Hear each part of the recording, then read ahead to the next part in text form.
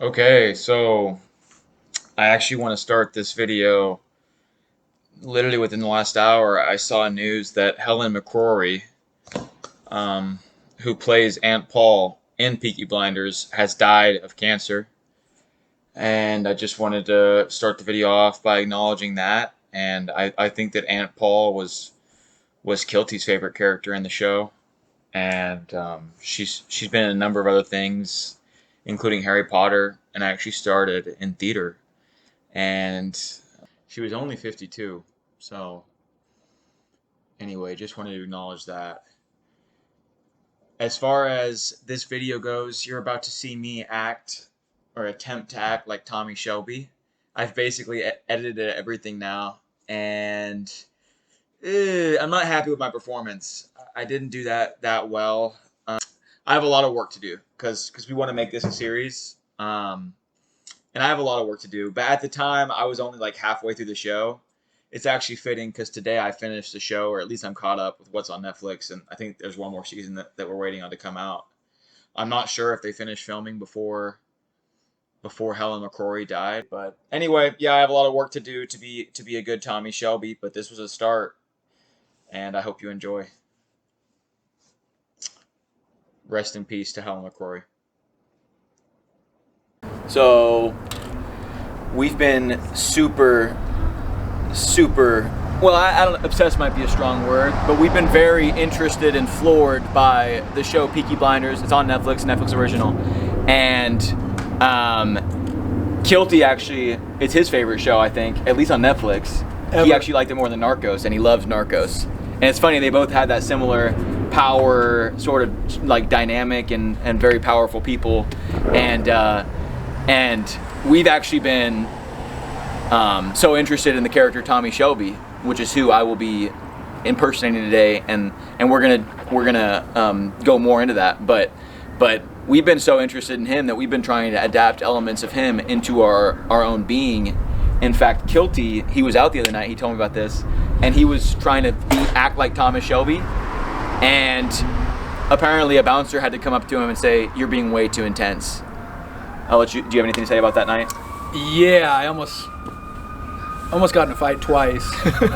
People did not like my demeanor, men specifically, but didn't talk too much. Just observed, as I thought Thomas Shelby would. And the funny thing was, he spoke about Narcos. There was a time where I went out to the bars and tried to act like Pablo Escobar, and it went really well. So you can see how the difference and character can really change some things, even though we both consider them OGs.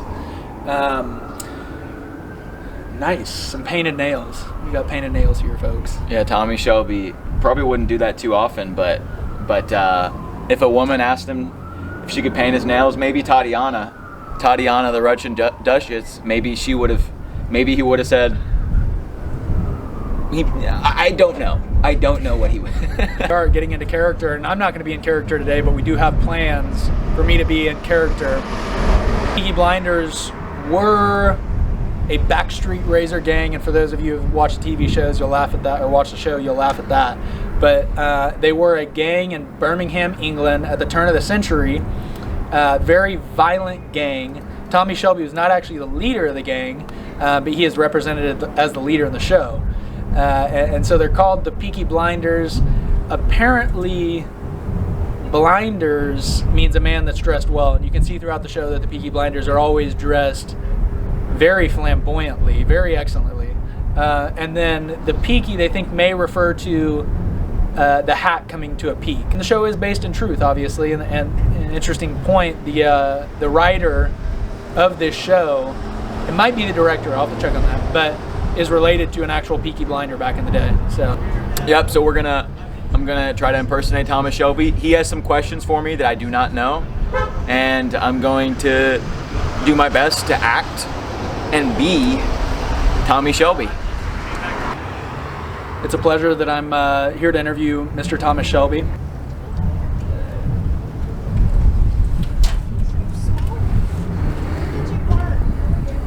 So, Mr. Charles, he's been very loyal to me, and that's why I agreed to do this interview. So your brother's in jail, we understand? Not for long. With all due respect, Mr. Shelby, do you mind if I ask why he's in jail?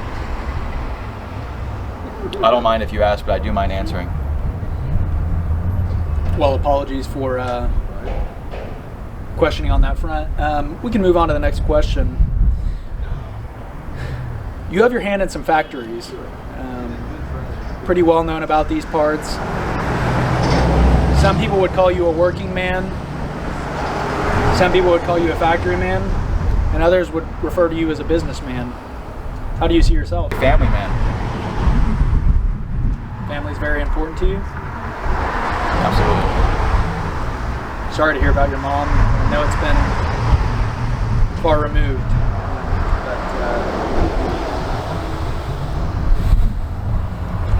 Nah, my mama, bless her, but Dad, fuck him. A man from humble beginnings, rags to riches. How did you do it?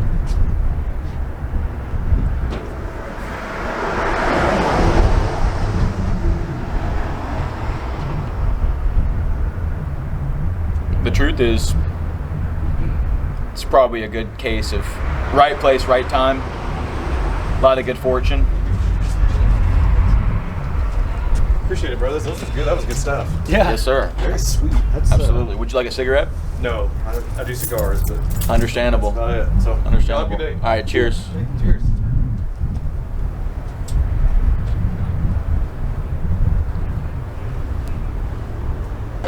Do you have anything to say to the working man?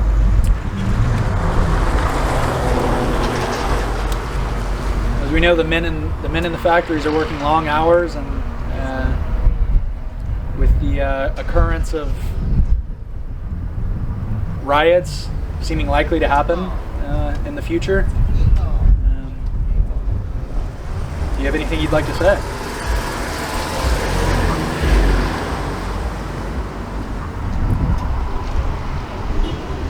They should stand up for what they believe in, and we'll do the same.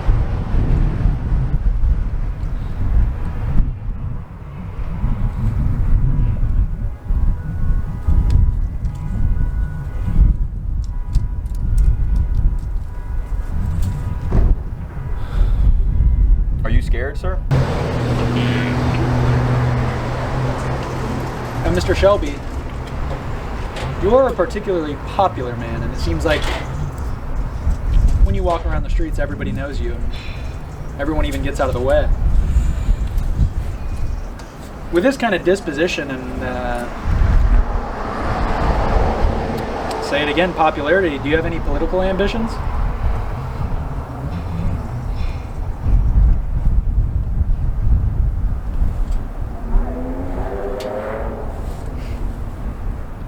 Absolutely.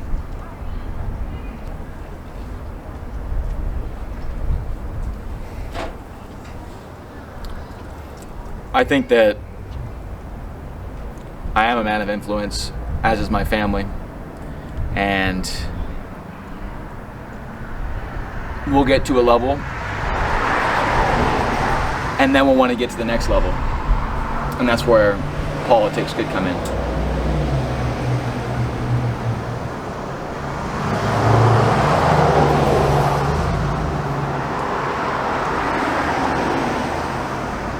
I do want to, one of our pubs, Dogmaster Distillery, one of the pubs that we protect and support, they have provided us with this whiskey, and the Shelbys appreciate that.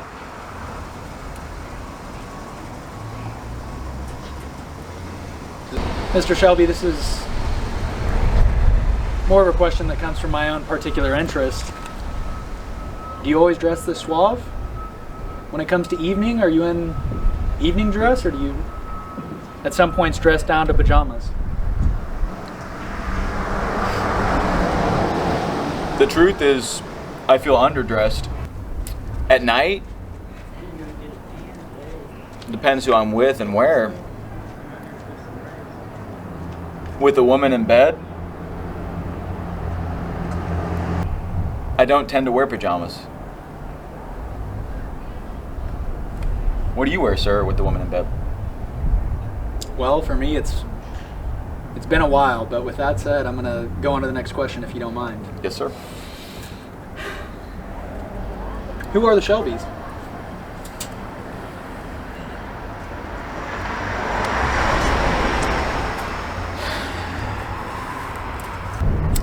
Who are the Shelbys?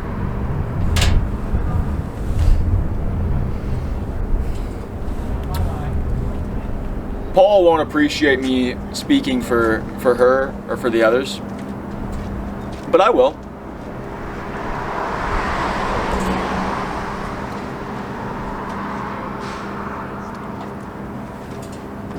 The Shelbys are misunderstood, and who we are now and how we're perceived now, it won't always be that way.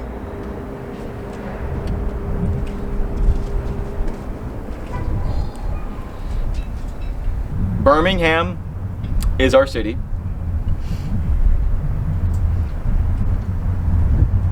I think that's clear. And we feel indebted to Birmingham.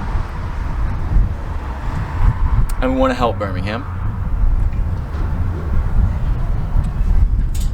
Would you be willing to help England again? Those who know you have medals for being valiant in the last war, showing particular courage in France. Would you be willing to do it again? Fuck the medals. Threw them in the river. Would I do it again?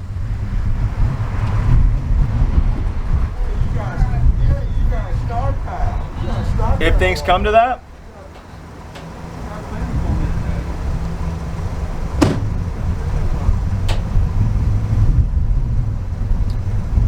we certainly won't be running off to America.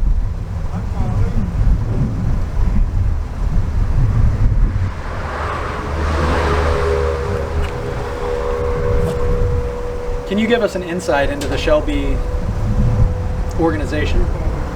Do you mind if I call you Thomas? No, sir, I don't mind. The people of Birmingham would appreciate some insight into the Shelby organization. Do you care to give it? You say people. Are these your readers, or? It's inclusive of the readers. I guess I have some interest myself, and this question actually comes from the director of the papers. I'm sure you're aware of who he is. We've met.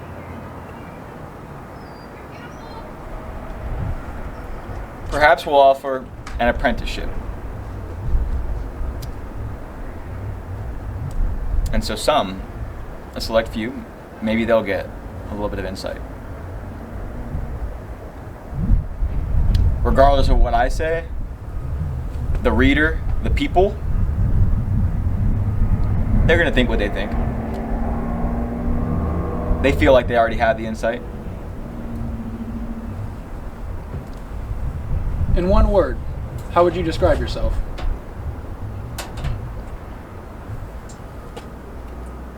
Ready.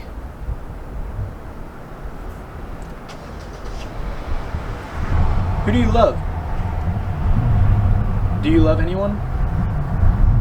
Do you believe in love?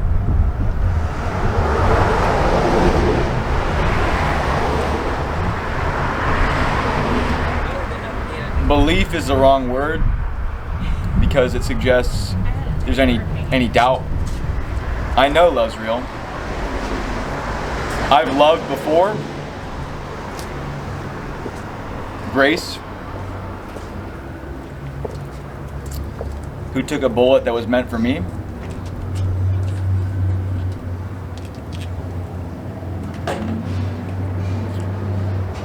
Love is real. The Shelby organization, as I called it before, Is it a lucrative one?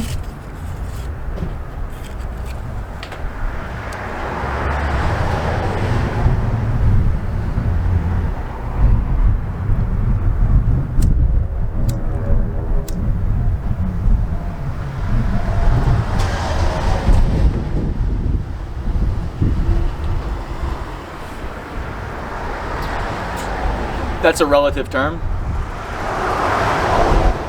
Some people would kill themselves if they woke up and were making as much as we. Some people would kill to make as much as we do. You make your fair share of money. Probably more than our fair share.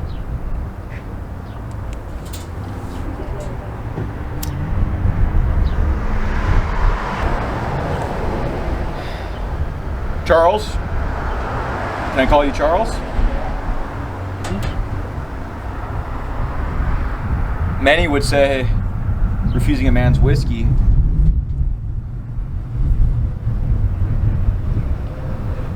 Well, Thomas. Can I finish my question?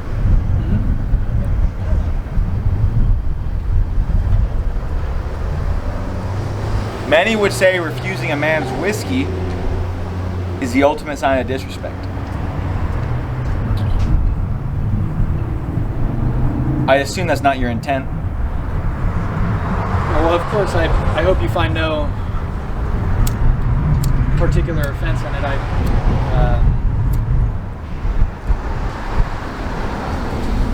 My family my small family has had their fair share of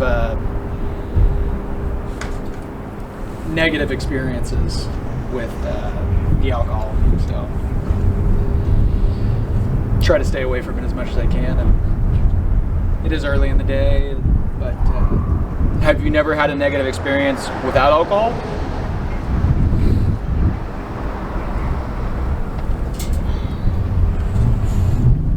instead of calling you Thomas, I might have to call you Socrates with that type of question, tying me into loops.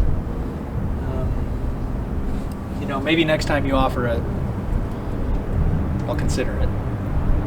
Apologies. The people of Birmingham sometimes have trouble breathing. Do you attribute that to your factory work? We got our Ada and her child to Boston, away from the smoke.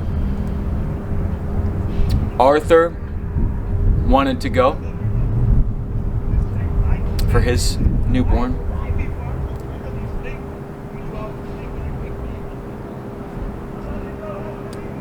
We consider it a necessary sacrifice.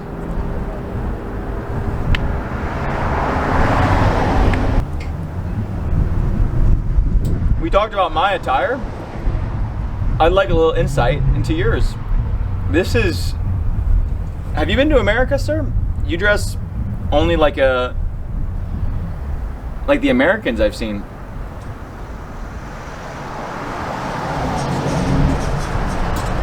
As most people of Birmingham would agree, Americans don't dress well. So, Mr. Shelby, with all your talk of apprenticeships, maybe if you would give me an apprenticeship, I might have more than my fair share of money, in which case I might be considered to dress more blindly.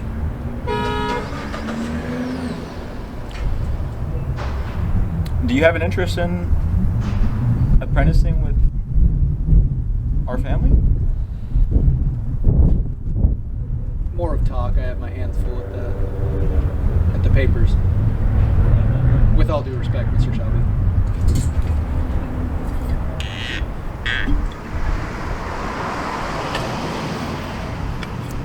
To each their own. Mr. Shelby, concerning London, do you have any... Stop. I have another meeting and that seat's taken. I have lost it. Show me your eyes, Charlie. Lost forever. Yes, Mr. Shelby. I had something for you, and now it is not. Good enough.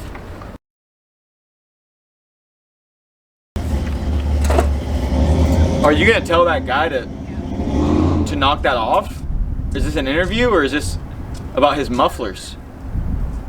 Hi. Hello. You guys want a cigarette, eh?